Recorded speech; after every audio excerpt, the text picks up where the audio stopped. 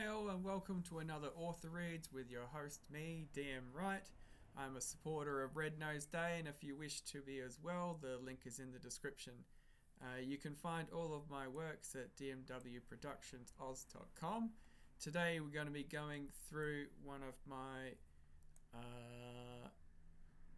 comedies. So you can find it on the front page. It is one of the first books that I have published, so it's down the bottom. So this one is called Dating Men Series 1. There are 2 other series. There's 2 and there's 3, so we'll eventually be reading some of those. Today we'll be going through part of the first episode and starting at part 3. So without further ado, let's get into it. Audrey pulled up in the car park and scrambled out, dropping her makeup and last night's underwear on the ground. Ooh! She ditched everything back in the car, slammed the door and hurried away with her miniskirt stuck in the door. Rip! Audrey covered up her bits, though there was no one around to see. Spotting a thrift shop donation bin at the edge of the car park, she stumbled over in her kinky boots, the heels struggling to find flat ground across the gravel surface. Minutes later, Audrey stopped beside the front entrance of the 10-story building to examine her makeup in a warped reflective surface.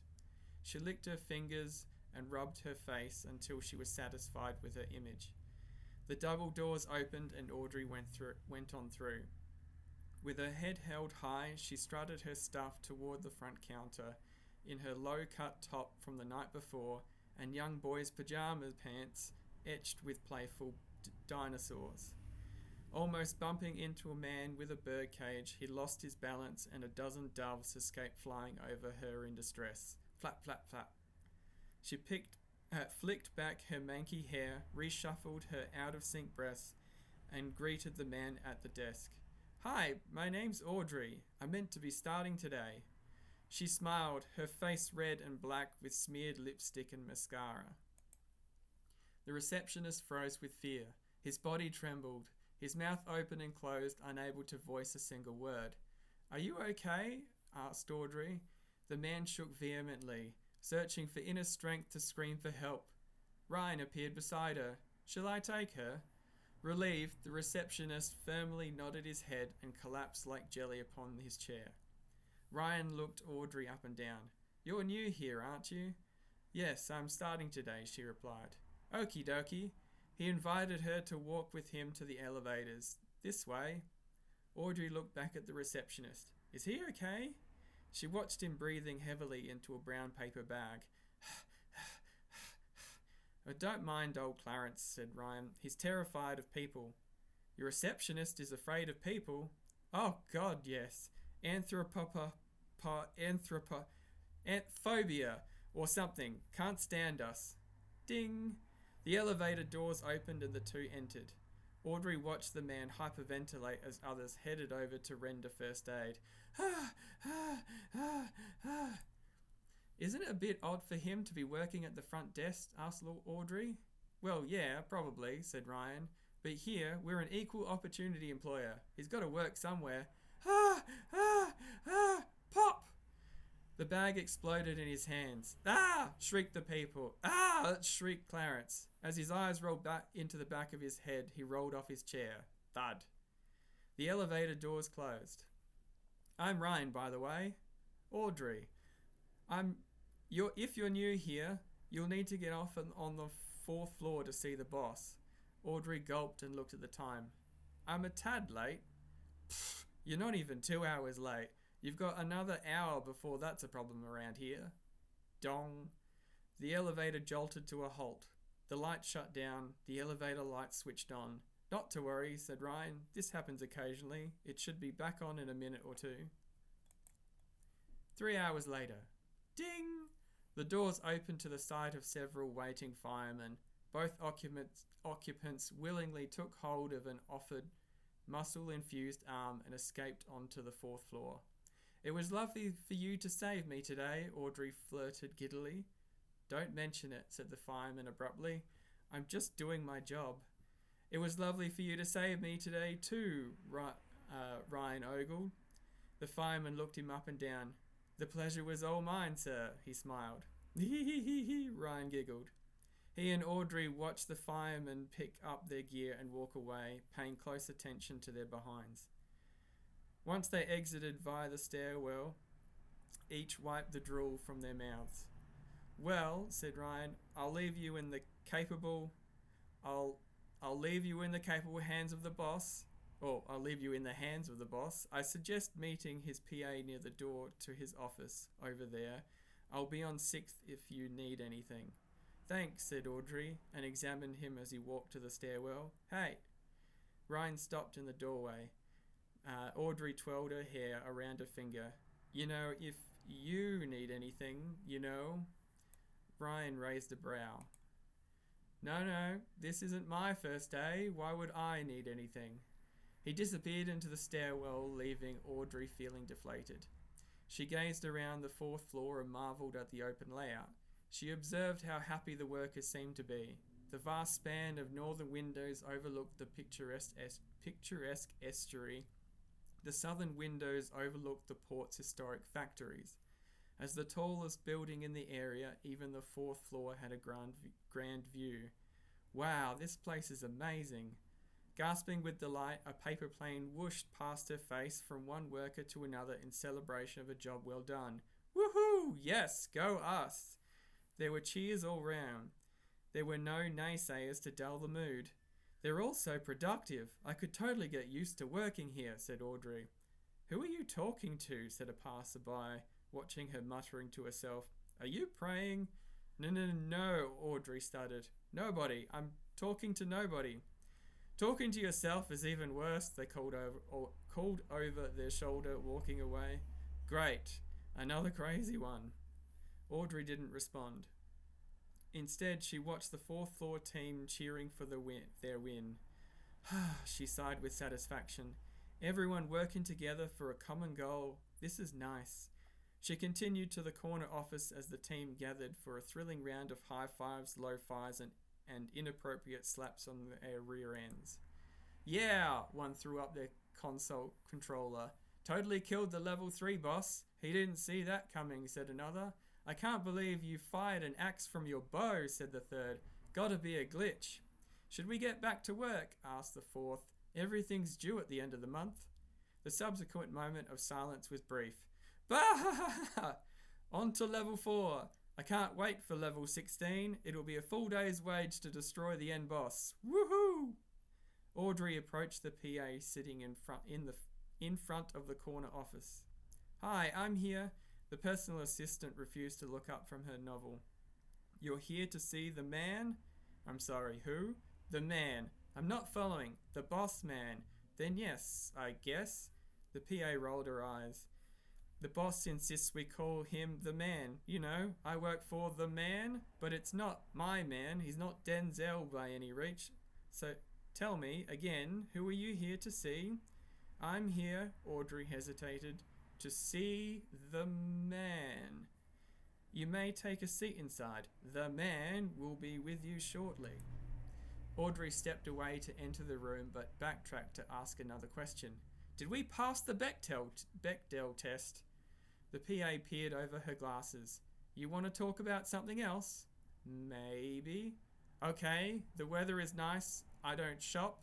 Oh my, how about them Yankees? Children, let's grab a coffee sometime so we can talk more. So, did we pass? Look, random hired woman, the PA grunted. The man is a he. The CEO is a she. Deal with the reality that, as his PA, he is all I'm going to talk about. Go find yourself another woman to talk shopping and kitties. Audrey stepped back in surprise. She scanned the 4th floor, then ran over to the nearest woman sitting at her desk. Dawson's Creek. Wasn't that amazing? It's all about girls talking about boys, the woman fired back. Let's talk something else. Like what? I'm Rita. Audrey. The two women shook hands. Isn't the weather lovely today? It's good enough for a swim and a jog along the beach. With the dog? Always with the dog. I own a cat. Pretty hard to run with a cat. I've run with a cat before. How'd you do that? Carried it the whole way. What was the point of taking the cat for the run? Thought it should get out more. Is it an inside cat? No, it hangs outside most of the time. Does it have too much time outside? I mean, I don't spend much time outside with the cat. Backyard is small? It's just a balcony. So why'd you carry your cat? Well, that's a good point, actually. Perhaps I won't bother in future. Thanks for the tip.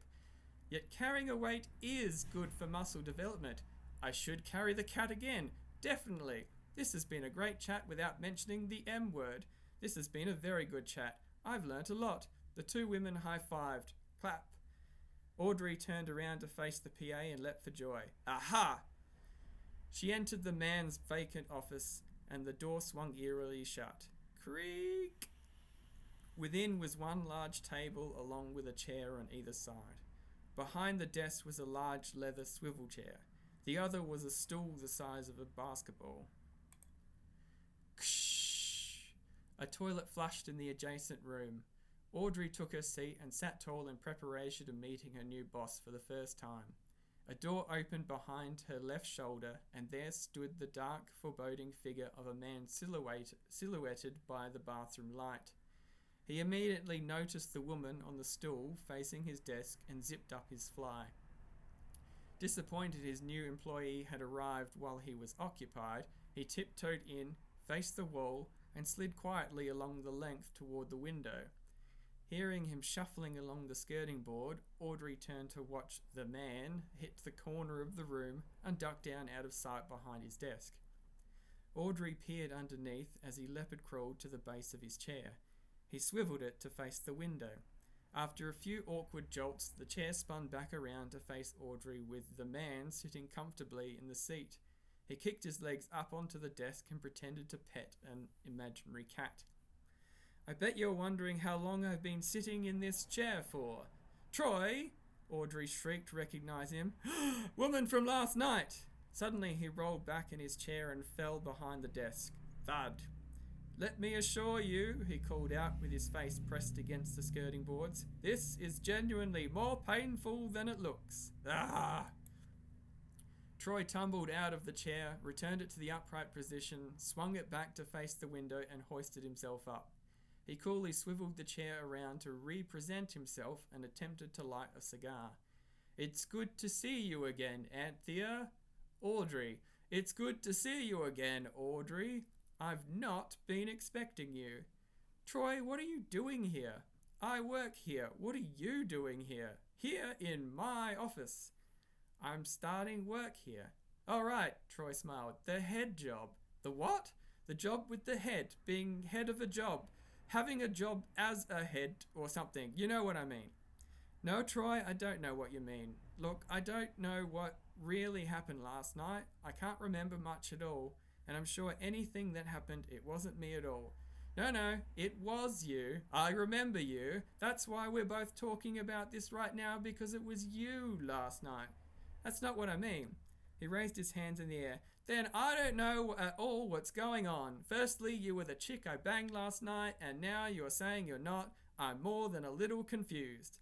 Troy, I don't remember anything at all, that's all. Ah, I see. You don't remember a thing. Can you at least remember how awesome our sex was? Wow, that was brilliant. You look worried, my dear. No, don't look so worried. The Rooflin has totally worn off. You roofied me? Oh my God! God, no! He screwed his face up in disgust. Nothing of the sort. No. You roofied me. I did what? Yes, he chuckled. You thought it would be funny if I came quietly. Ha! Pun intended. And kudos to you for that one. I'm still a bit groggy this morning, but all in all, it was a good shag, and even if I didn't do much. You're an animal. Grrr. Audrey sunk with her hands into her head. I just gave up a well-paying job to come here. I can't stay here now. Not here with you. I'll be unemployed. I'll be on the sex offenders list. I'll... Troy came round to her side of the desk. No. Let's not speak of it like that. You and I are going to have a great time working together. You mean you aren't gonna let me go? Of course not. Everything will be great, just great. And you can bring out that vixen whenever you want to get randy again. Ha! He gave her a friendly but unintentionally hard slap on the back, jolting her from her sulk. Whack! Troy cheerfully showed her to the door. Now, there's 10 floors to choose from. You can pick any floor and any free desk you like, and then you'll be head of that space. What? I don't have anyone working under me? Troy looked down. Under you? That'd be awkward. Or sexy. I thought I was hired to be a manager. Oh, God, no. Ha! Whatever gave you that impression? He gave her another pat on the back. Whack! She was speechless and sore. Now, choose a floor, said Troy. Pick a number between 1 and 10. Pick this one and you'll be close to me. What floor are we on now? 4.